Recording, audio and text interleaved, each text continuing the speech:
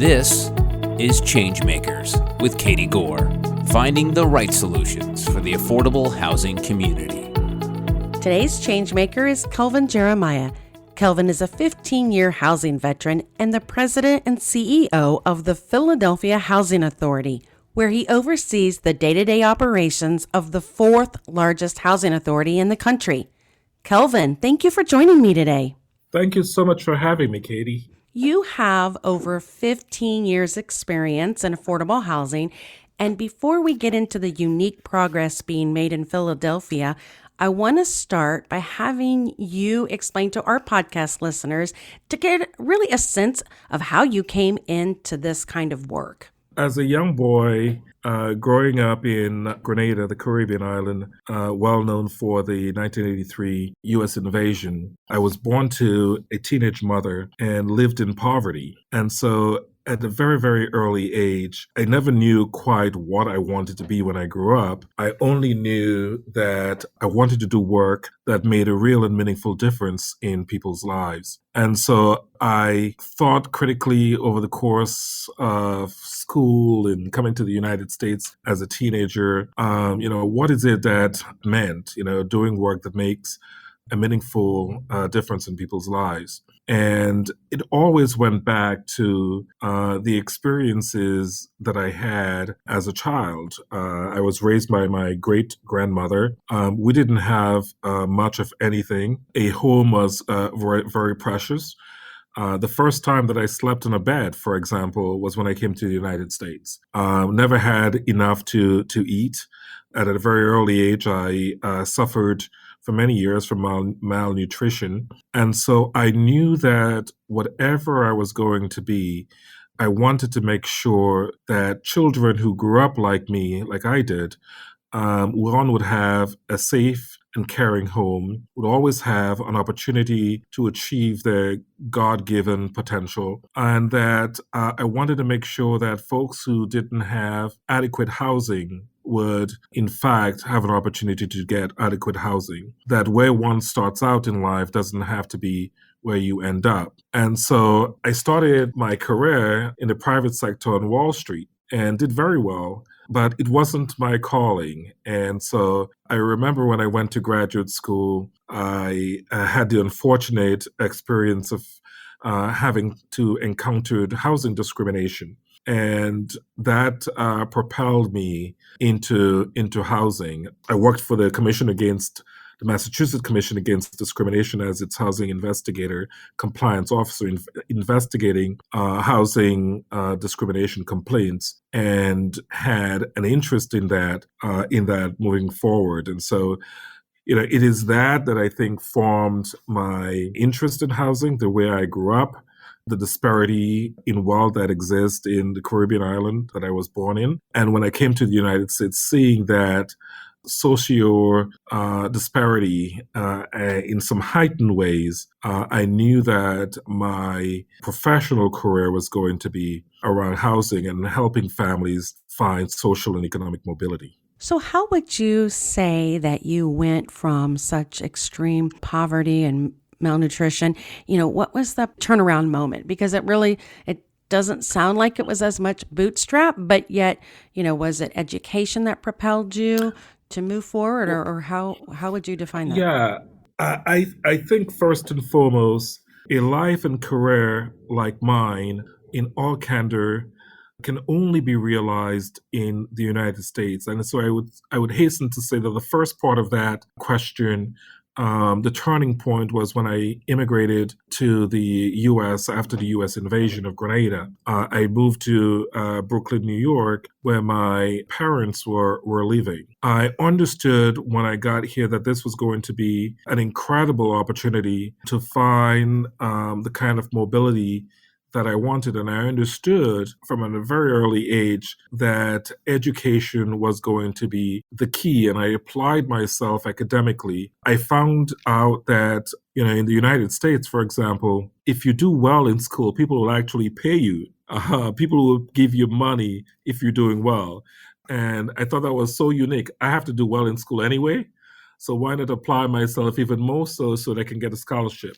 And so I got all sorts of scholarship to go to college. And I would say that for me, the application of whatever talents that God had given me, coupled with the sheer desire to succeed and seeing education as the key to finding that success and finding that mobility, I would say that those were the key change that I experienced. So, how do you translate these life experiences into your management style or even how you're able to work with residents?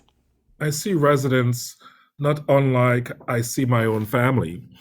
Everyone, regardless of where they come from, regardless of their social and economic background, everyone wants to be treated with respect and dignity. Our families, assisted families, are not unlike yours and mine, Katie. No one wakes up in the morning. I tell my staff this often. Nobody wakes up in the morning and say, I want to live in poverty. I want to live in the least desirable parts Right. of my community. I want to go to school at institutions that are underperforming where my children won't learn. I want to live in the most crime ridden areas of the city where there are no amenities. Haven't met a family yet whose circumstances are what they have dreamed of when they're living in those conditions that I just described. I think most families, if not all families, want their children to go to good schools and they want to live in neighborhoods that are safe. They want to be able to have the same kind of amenities that you and I have where we live. They ask themselves the same question that you and I ask ourselves, and when we were deciding where we want to live. Is there a good school? Would I be able to get to and from work? Is there access to transportation? What's the crime level like? What's the quality of the housing? What amenities are there? Is there access to park and other recreational activity in my neighborhood? All of those things are the same drivers that drive public housing residents. And all of the stigma that one sees is just that. And so I try to get my staff and our residents, I meet them where they are. And I think as a prerequisite, there is an understanding that they first and foremost wants to be heard, they want to be seen, and they want to be treated with respect and dignity. And that's a prerequisite for me. I think the second thing that I emphasize is the condition of our housing. It is not enough for us to provide housing. It is our mandate, it is our mission, but we are concerned not just about where our families live, we're concerned about how they live. And, the measurement for me is when I go to one of our units, I ask myself the same question that I want my staff and my residents to ask themselves, which is, would it be okay for my mom to live here? Is the housing that we're providing at such quality that I would want my sister and her children to live at that unit?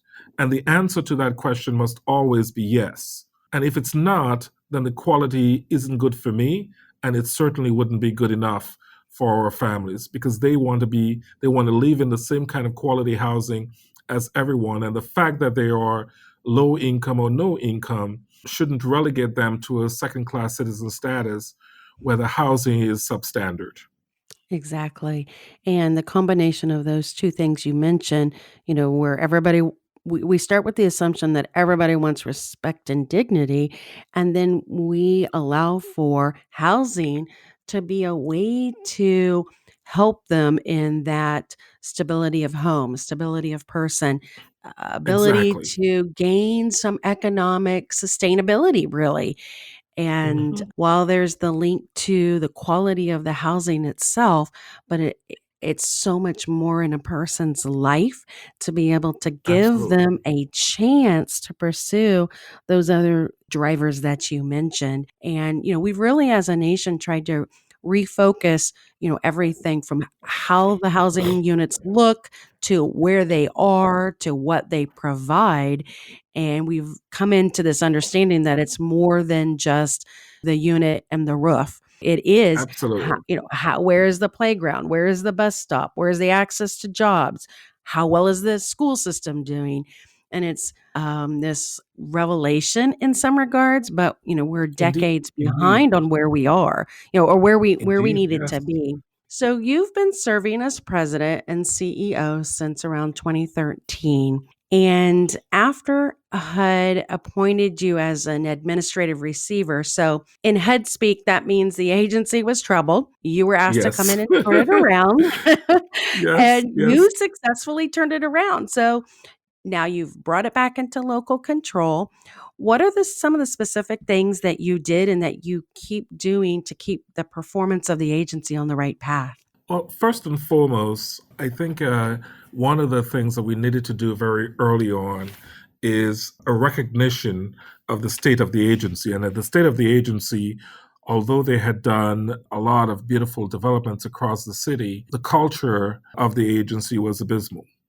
There was a breakdown in the policy and procedural internal control infrastructure of the organization. And so, the kinds of behaviors that the agency was charged with needed to stop, and we needed to take a critical look at how we were functioning. For example, I thought that we strayed too far from our core mission, which was to provide quality, sanitary, affordable housing to low income Philadelphians. In doing that, I set about to remake the organization, first focusing on the policies and procedures of the organization, how we do the things that we are tasked with doing, making sure that there was fair play and that there was a code of conduct where every PHA employee understood the rules of engagement.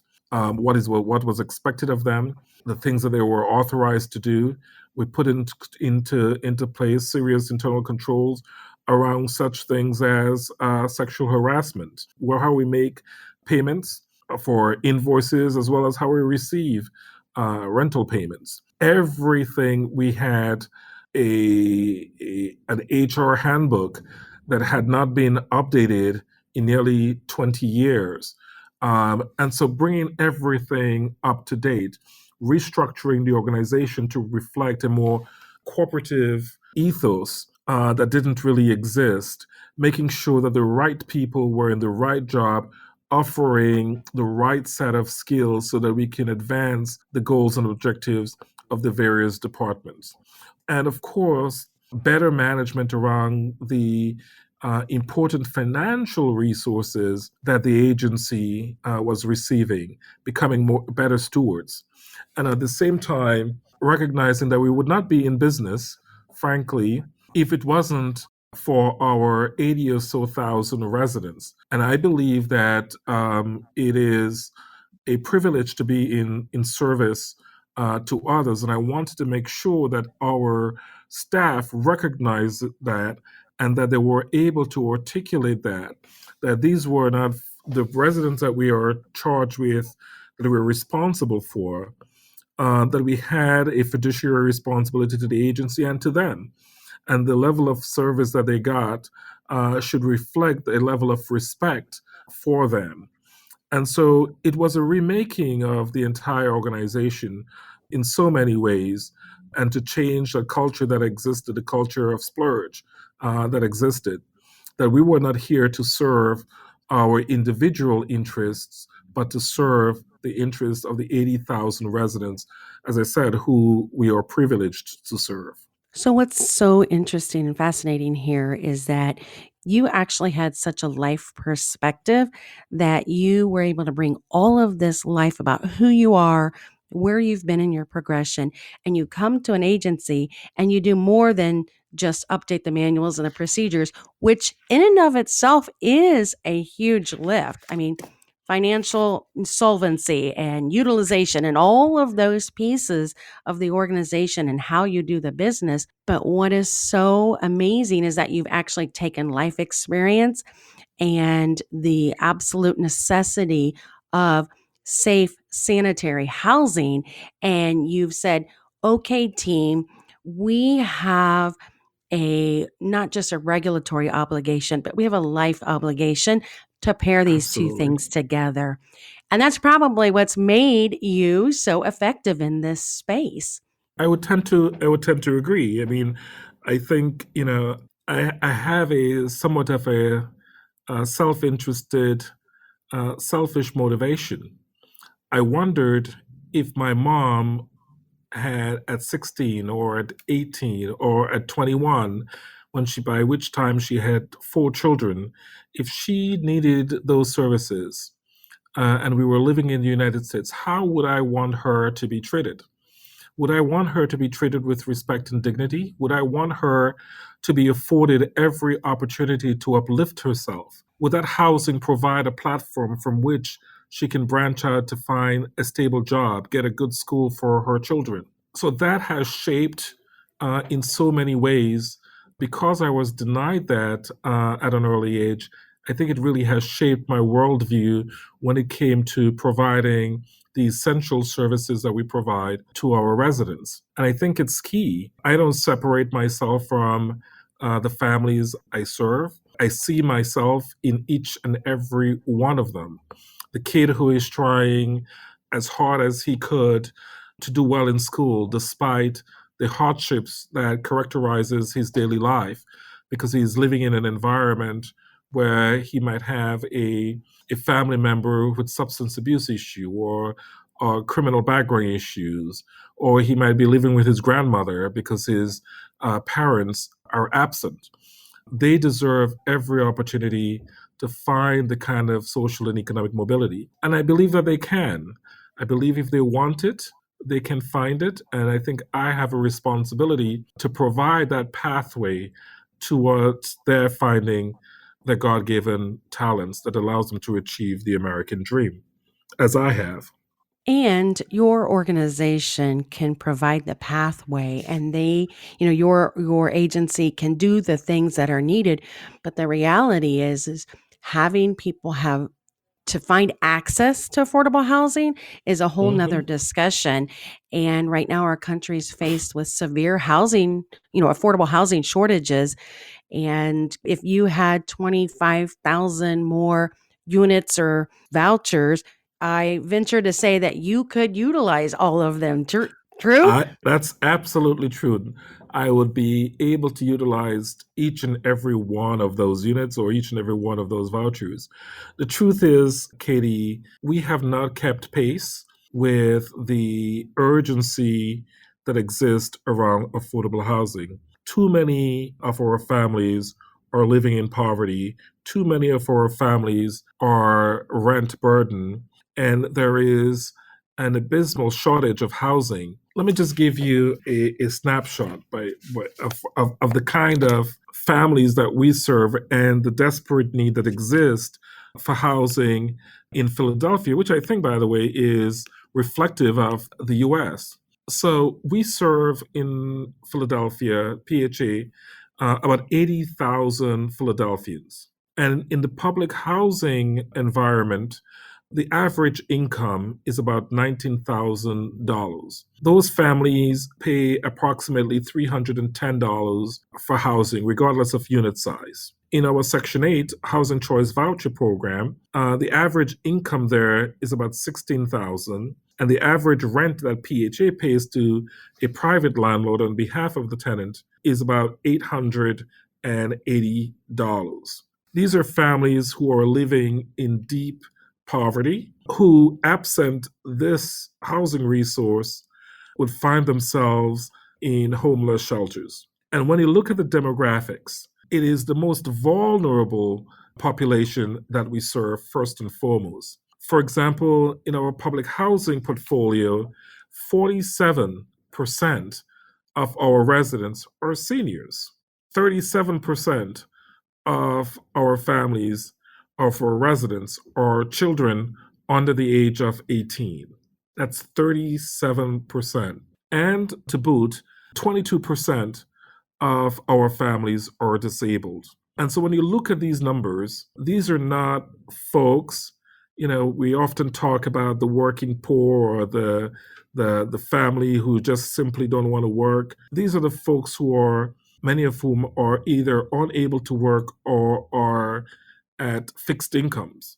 And so, what is the society's responsibility for helping them live a productive life? And housing has to be at the center of that discussion, I think. We also haven't invested at a sufficient number to support the existing housing, preserving the existing housing that we have, nor have we built a sufficient number of housing, affordable housing units to support the incredible demand for housing that exists. Right now on our waiting list, there are 47,000 families who are waiting for an affordable housing. And I believe each and every one of those families are deserving. But the simple fact is we don't have the number of units to address that demand. And in the immediate future, I don't see us being able to do it without serious rethinking around how we are going to build and expand the availability, or what resources the federal government is going to put on the table to assist those families. And I think the Biden-Harris, the incoming administration, has a very ambitious housing agenda that I think will go a long way in helping us meet those demands. But those are the facts. It's not enough for a family to wait 10 years for a suitable housing. It's not enough for us not to preserve the existing housing that we have here in Philadelphia, like many other major urban areas. And it's not an urban issue. The housing affordability is an issue in every single community across this nation. We have a backlog of capital needs that now exceeds about $1.5 billion because we don't receive an adequate amount of federal subsidy to address our capital needs.